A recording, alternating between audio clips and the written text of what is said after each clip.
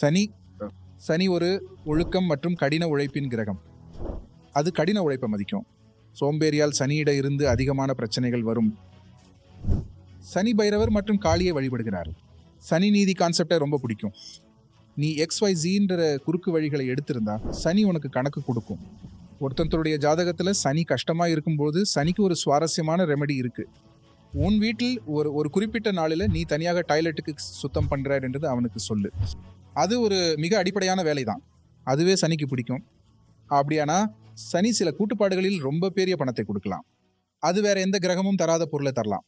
சனியை கட்டுப்படுத்த மக்கள் அடிக்கடி நான் ஹனுமான் சாலிசாவை ஒரு முறை பாராயணம் செய்வேன் என்று கேட்குவாங்க. ஒரு முறை சென்றாலோ அல்லது 10,000 வருடங்கள் சென்றாலும் எதுவும் மாறாது.